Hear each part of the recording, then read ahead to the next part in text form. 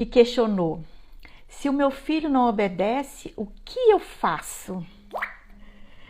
E é muito interessante essa pergunta. Como eu falei, dá pano para manga. Eu queria só perguntar aí se tá dando para ouvir, que eu coloquei um microfone aqui. Então vamos começar. Eu queria fazer a comparação dessa situação sobre a obediência com uma parábola que Jesus contou. A parábola do filho, do pai com dois filhos, que ele chega para um filho e fala assim: você poderia ir lá trabalhar na minha vinha? E o filho falou assim: eu vou. Falou que ia, mas depois falou que não foi. E o outro filho, o pai falou a mesma coisa: você poderia ir lá trabalhar na minha vinha? E o filho falou: eu não estou afim, não estou com vontade, não quero. Mas foi. Olha que interessante, o que essa parábola tem a ver com a criação de filhos, com a educação de filhos. A gente sabe que Jesus, ele respondia as perguntas das pessoas com outras perguntas e com parábolas, não é? Jesus, ele fazia as pessoas refletirem sobre aquela situação que tinha acabado de acontecer ou alguma pergunta. Ao invés de Jesus dar as respostas prontas para as pessoas, ele fazia novas perguntas ou contava uma parábola, uma história.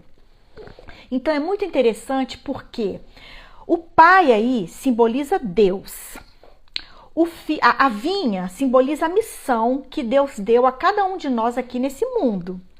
Quando todos nós temos uma missão para cumprir aqui nesse mundo. Então a vinha simboliza essa missão. Cada ser humano tem uma missão, ou várias, né? Às vezes a gente tem mais de uma missão nesse mundo.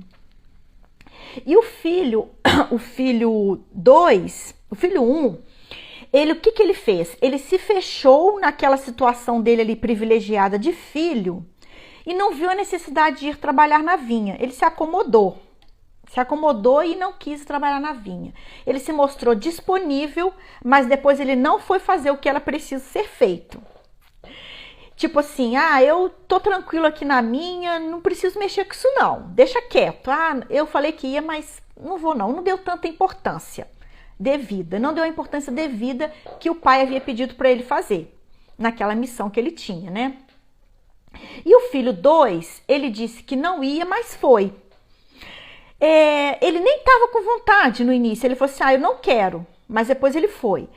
Ele nem estava com vontade de fazer o que era necessário, mas ele se esforçou, foi e fez. Ele buscou aprender, ele cultivou o fruto e efetivamente trabalhou para abençoar as pessoas que estavam ali.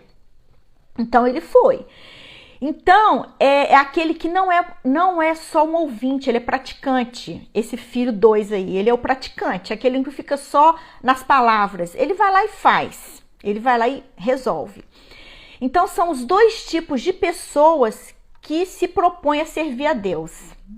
Então, o que isso tem a ver com a criação de filhos? O que essa parábola tem a ver com a criação de filhos? Qual é a interpretação que a gente pode trazer para a nossa vida como pai e como mãe? Olha que interessante. Antes de ser mãe, eu sou filha de Deus e eu sou filha dos meus pais terrenos. Então existe essa relação. Então aí nós vamos analisar, na verdade, esses dois filhos aí como filhos de Deus, não é? E a postura deles como pais também, que somos nós. Eu sou uma pessoa que eu recebi uma missão de Deus. E qual é essa missão? Criar meus filhos. A minha família é a missão mais sublime, mais importante, a primazia das missões que eu tenho. A minha casa, o meu lar, é a primeira missão que eu tenho. É claro que a gente tem outras. Por exemplo, eu tenho uma missão de ajudar outros pais a educarem seus filhos. É uma missão que eu tenho.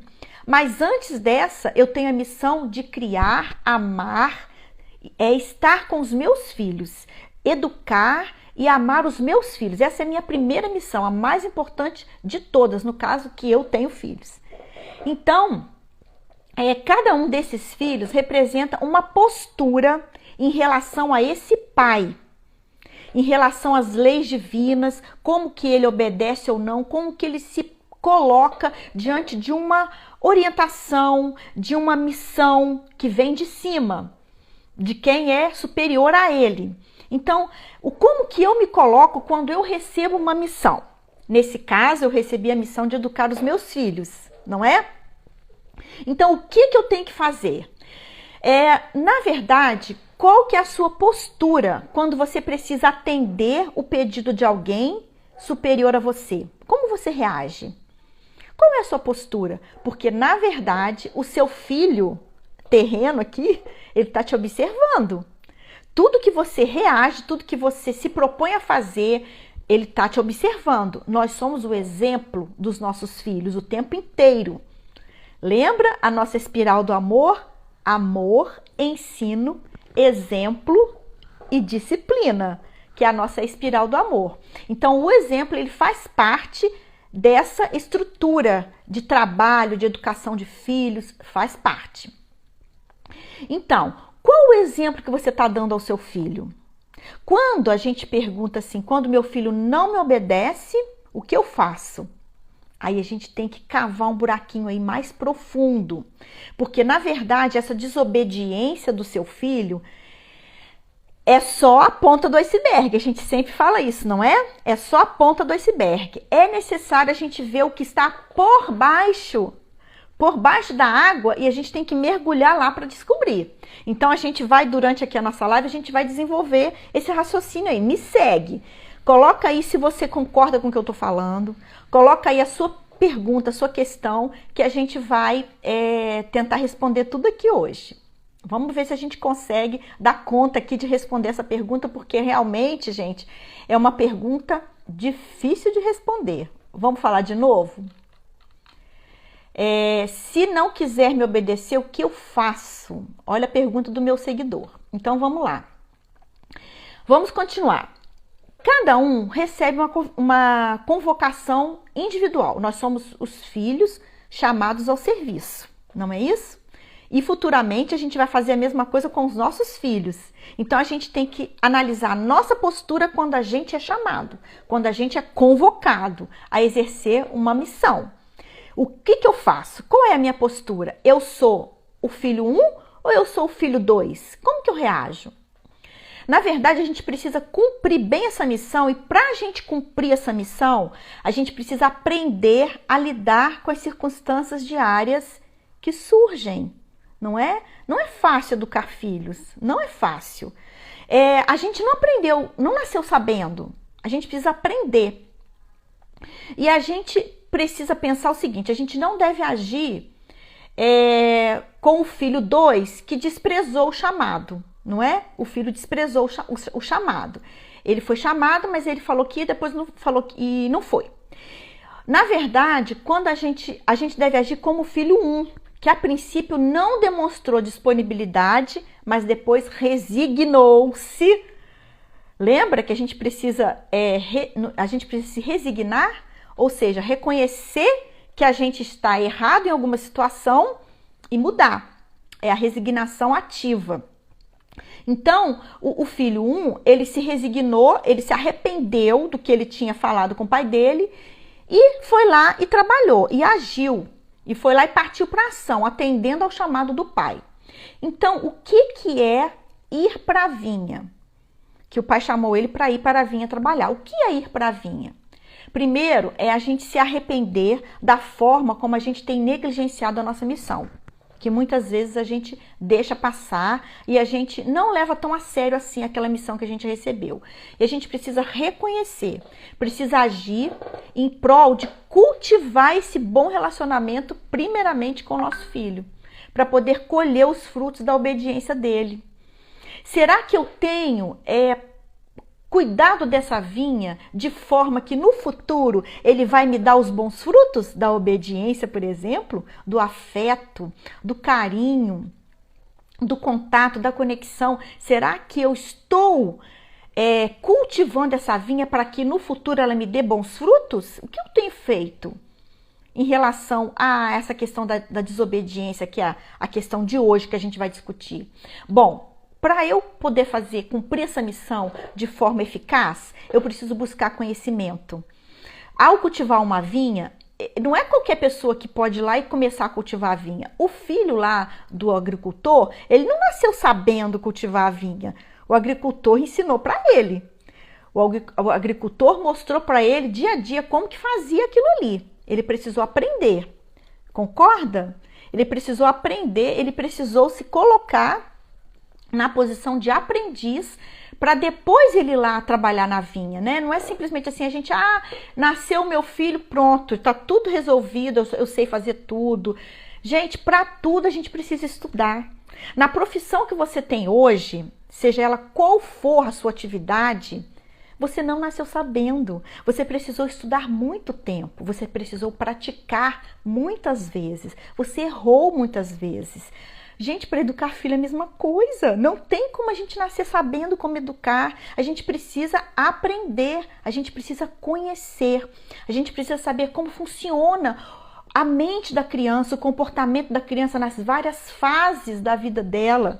Como que muda o comportamento da criança de uma fase para outra, o aprendizado, o desenvolvimento.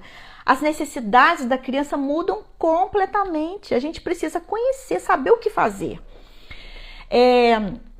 Então, o que a gente precisa fazer primeiramente é ressignificar essa relação da sua família de origem, por exemplo.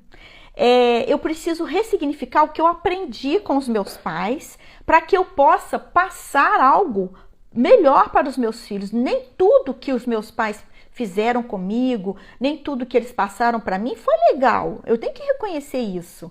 Eu preciso ter essa consciência. Então, o que eu posso melhorar? O que eu posso ressignificar? Não quer dizer que agora eu vou culpar os meus pais pelas coisas erradas que aconteceram, que eles tomaram decisões erradas para mim. Não, gente, eu não vou culpar os meus pais. Eu não vou ficar lá martirizando, vivenciando os traumas do passado, não. Eu preciso reconhecer que eles fizeram o que deu para eles fazerem, o que foi na época que eles tinham de conhecimento, que eles também aprenderam dos pais deles. Então, o que eu tenho que fazer hoje, na minha posição de mãe, é ressignificar. É falar assim, não, eu tenho hoje conhecimento, eu tenho acesso ao conhecimento, eu tenho acesso a novas posturas, a novas ferramentas que podem melhorar a minha relação com meu filho. Então, eu preciso aprender, eu preciso buscar esse conhecimento. Então, se o filho não quer te obedecer, você precisa refletir sobre os seguintes pontos. Olha só essas perguntas, vamos lá. Inclusive, você pode até colocar aí algumas questões também que você já passou e já refletiu, já precisou refletir sobre coisas que você vivenciou na sua infância e que você não passa para frente para o seu filho porque você viu que não foi legal. Então, olha só, a primeira pergunta. O que está por trás dessa recusa em fazer o que você pediu para o seu filho? Vamos analisar? O seu filho não te obedeceu, você mandou, fez alguma orientação para ele, ele não obedeceu. O que está por trás dessa desobediência? Você já parou para pensar? Porque a desobediência é só a ponta do iceberg. O que está por trás, dentro, lá no profundo, aprofunda, mergulha lá dentro dessa relação, dessa sua relação com seu filho, do comportamento dele, dos sentimentos dele, das necessidades dele, o que aconteceu antes que provocou essa desobediência? O que será que seu filho quer te comunicar quando ele te desobedece? Porque o seu filho nem sempre consegue expressar com palavras o que ele pensa, o que ele sente, o que ele está passando. Então, ainda mais as crianças menores, o que ela faz? Ela age de uma forma impetuosa. Ela faz o que ela sabe fazer. Às vezes, sai correndo, grita, desobedece, responde, é malcriada, porque ela não aprendeu como fazer certo. Ela está em fase de desenvolvimento, de aprendizado. A criança também não nasce sabendo. Como a gente não nasceu, a criança também não nasceu sabendo. Nós somos os adultos que têm o cérebro desenvolvido, os adultos maduros que temos que ensinar as crianças como agir, como fazer, não é? Então, o que será que seu filho quer te comunicar quando ele desobedece? A gente tem que analisar os sentimentos e as necessidades não atendidas que estão por trás dessa desobediência. Quais sentimentos tem no coração dessa criança que ela não foi ouvida, ela não foi atendida e ela está lá expressando de uma forma rebelde, vamos colocar entre aspas, uma forma rebelde em relação a você. Você questionou de forma gentil sobre o motivo da não obediência? Aí a gente chama de perguntas curiosas. Como que você perguntou para essa criança, questionou para ela o motivo da desobediência? Ou você já foi logo xingando, você já foi logo punindo, criticando, julgando, apontando, dizendo você errou por causa disso, disso, disso. O que então? Vamos fazer as perguntas curiosas. Quais os sentimentos que afloram em você quando a sua criança te desobedece? O que acontece dentro de você? Raiva? Você fica indignada porque ela te desobedeceu? Você se sente afrontada? Triste? O que você sente? Você sente humilhada porque a sua criança te desobedeceu? Então analise esse sentimento que está por trás, que está ali dentro de você, às vezes até te remetendo à sua criança interior, lá quando você era criança, de alguma coisa que você foi afrontada e hoje você não está suportando. Então, quando a criança faz alguma coisa que não te agrada, aquilo te machuca, te ofende. Então, o que será que está por trás disso? Quais os sentimentos que afloram de você? Você já parou para ouvir as razões da criança, a escutativa, que é outra ferramenta da disciplina positiva que a gente utiliza? Você já parou para ouvir, mas escutar mesmo, olhando no olho, procurando ouvir o que aconteceu? Por que eu pedi você para fazer tal coisa? Você não conseguiu? Você teve alguma dificuldade? Você parecia que não estava me ouvindo? Do jeito que você estava na televisão, você ficou, você não me obedeceu? O que aconteceu com você? E ouvir. Está disposto para ouvir. O que seu filho sente quando você dá ordens e exige o cumprimento das ordens assim, sem questionamento? O que o seu filho sente? Você já parou para pensar? Quando alguém te dá uma ordem positiva, totalmente falando para você que você tem que fazer e pronto, sem dar outra opção, sem deixar você pensar, o que você sente quando alguém te dá uma ordem assim? Pois é, o seu filho, o que ele sente? O que você... Na verdade, quando o seu filho sente, você precisa acolher o sentimento dele. Você precisa acolher aquele sentimento e falar assim, eu entendo que você ficou chateado porque eu pedi você para tomar banho e você não queria parar de ver o desenho que estava vendo. Eu sei que você ficou chateado, mas a gente precisa... Não tem jeito, você precisa obedecer. Você precisa tomar banho, está na hora de tomar banho. A gente pode pensar numa outra forma, um outro horário para você tomar banho que não vai interromper o seu desenho, mas você precisa tomar banho. Então, acolha aquele sentimento da criança, não xinga porque ele ficou com raiva, porque ele ficou chorando. Não, acolhe a criança, acolhe aquele sentimento, respeita o sentimento. Ela tem o direito de sentir. O que ela não pode é, por exemplo, se ela ficou com raiva, bater em você, sair sapateando, né? Bater no irmão. Não. Mas ela pode sentir raiva. A Bíblia não diz, irai-vos, mas não pequeis. A gente pode se irar sim, são sentimentos que fluem da gente. É necessário que os sentimentos sejam reconhecidos, não é? Eu gosto sempre de dar o exemplo do vômito. Por exemplo, quando você está com vontade de vomitar, imagina se alguém chega para você, você está ali com dor de cabeça, com enjoo, com aquela coisa horrível no estômago, e alguém fala assim, não, para de vomitar, você não pode vomitar, engole esse vômito. É a mesma coisa quando a criança está chorando e você fala, engole o choro, para de chorar, não foi nada aqui, machucou nada, caiu, já está tudo bem, passou, foi uma coisa à toa. Você está mandando a criança engolir o vômito, não tem como. O vômito é como se fosse o nosso sentimento, a gente precisa expressar. Só que tem a forma correta da gente expressar os nossos sentimentos, não é? Será que as regras não têm sido impostas por você e seu filho se sente injustiçado?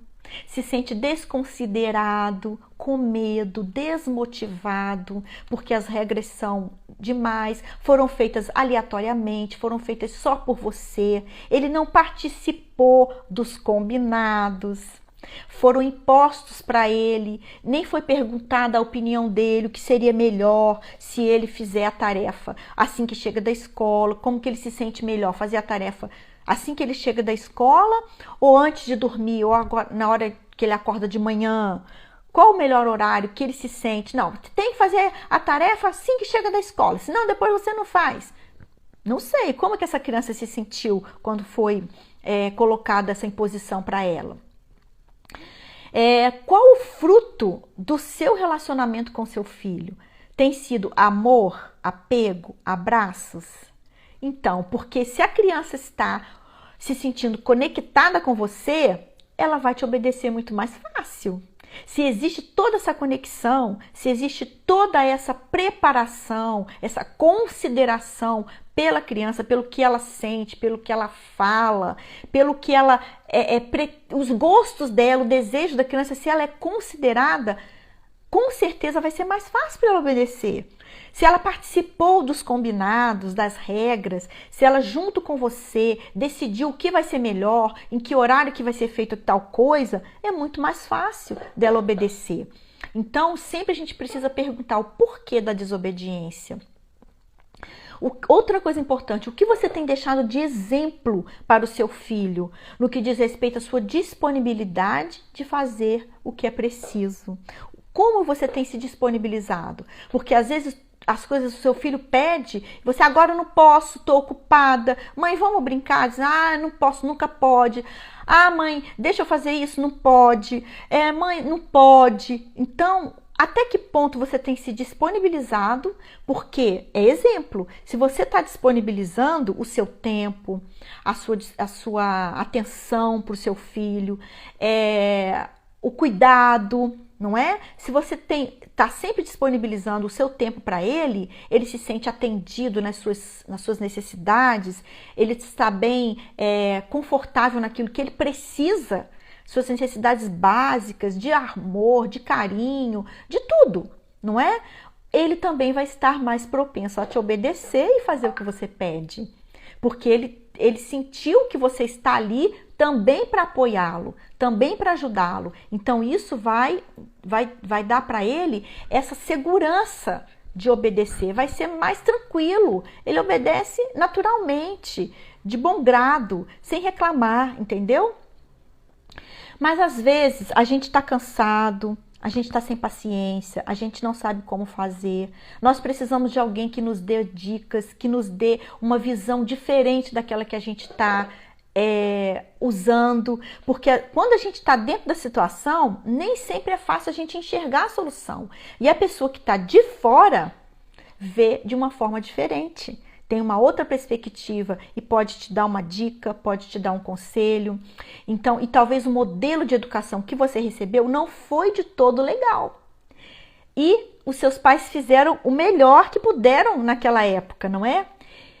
Mas como às vezes nós não recebemos, a gente também não consegue dar. Mas se a gente não sabe o que vai dar para os nossos filhos, a gente tem que buscar conhecimento, buscar sabedoria, buscar instrução, buscar ajuda com pessoas, com profissionais que já têm experiência, que já passaram por situações semelhantes, que já buscaram esse conhecimento e podem passar para você, podem trocar uma ideia com você. Porque antigamente, gente, não se falava em estudar para ser pai e mãe, não é? A gente sempre achou que educar filhos é uma coisa intuitiva, não é mesmo? Existe essa cultura, existe esse pensamento, essa visão de que educar filhos é intuitivo, que simplesmente você vai vir do hospital com seu filhinho, né, maravilhoso no colo e sem manual de instruções você vai dar conta, mas não é assim. Os desafios do dia a dia de cuidar de uma criança, de um bebê, de lidar com adolescentes, gente, é muito difícil, não é fácil. A gente precisa de trocar ideias com pessoas que já sabem, que já conhecem, que já passaram por aquela situação. E pode ser também que você já tentou de tudo e você não está tendo os resultados que você esperava. E pode ser que você já ouviu várias sugestões de pessoas e você não gostou das sugestões e você colocou em prática e não deu certo.